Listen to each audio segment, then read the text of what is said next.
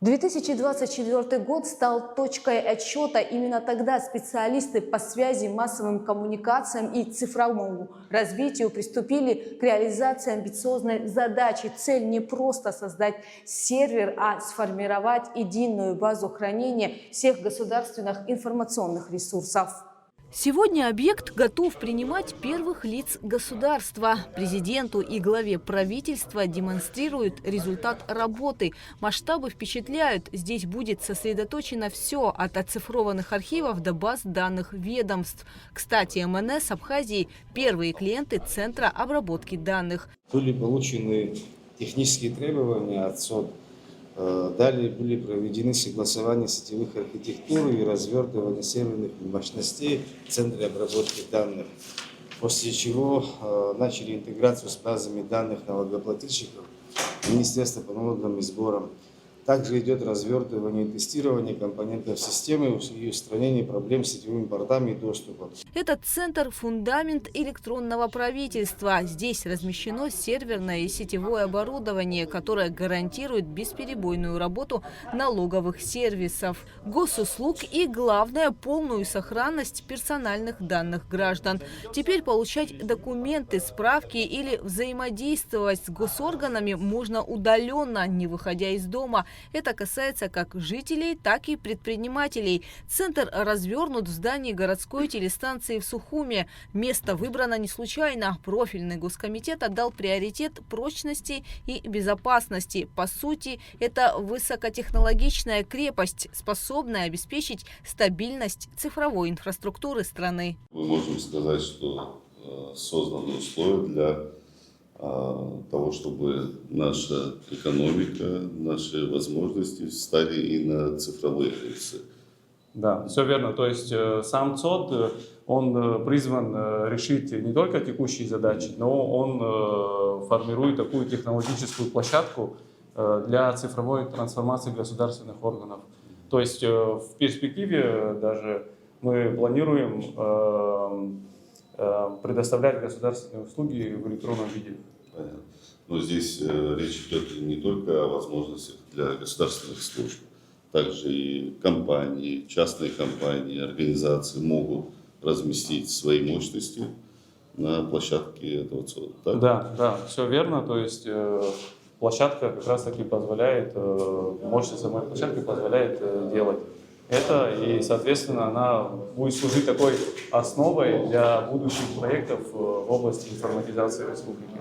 В роли генерального подрядчика выступила компания «Система». За прошлый год была проведена колоссальная работа. Возведены спецперегородки, подготовлен машинный зал, энергощитовая и комнаты для персонала. Все, что здесь сделано, позволит все задачи государства выполнить, и еще, наверное, какой-то запас по производительности у нас останется. В самом сердце ЦОДа, в машинном зале, установлена система холодного коридора. Это 10 высокотехнологичных шкафов, где поддерживается идеальный температурный режим. Общий объем хранения информации.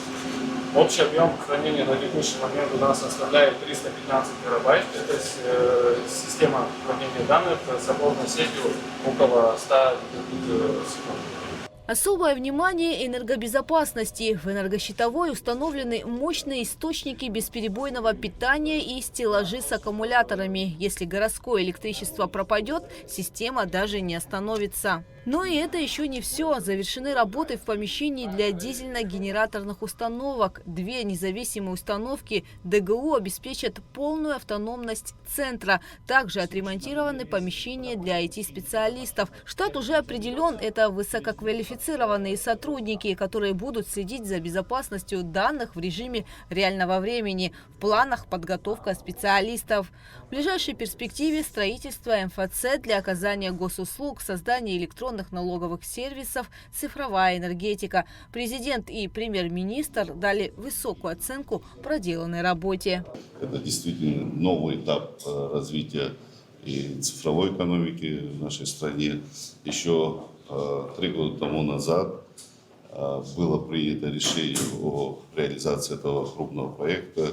Я имел тогда возможность на краткосрочной платформе возглавляет рабочую группу, которая принимала как раз-таки решение о необходимости внедрения данных современных цифровых решений. Это было поручение тогда президента.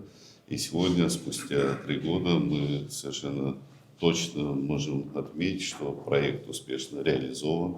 Весьма важное сегодняшнее мероприятие, и, скажу откровенно, очень долгожданное. Дело даже не в объемах больших средств, которые направлены на реализацию. Здесь точно цель оправдана средствами. Вот, и об этом говорит президент часто, о том, что цифровизация, автоматизация, в том числе всех процессов, которые задействованы в системе госуправления нашей страны, должны воплощаться в жизнь. Это вот как раз первый шаг к этому развитию. Идея создания центра принадлежит депутату Беслану Халваш, бывшему председателю Комитета по связи, массовым коммуникациям и цифровым технологиям. Объект создан за счет государственных средств.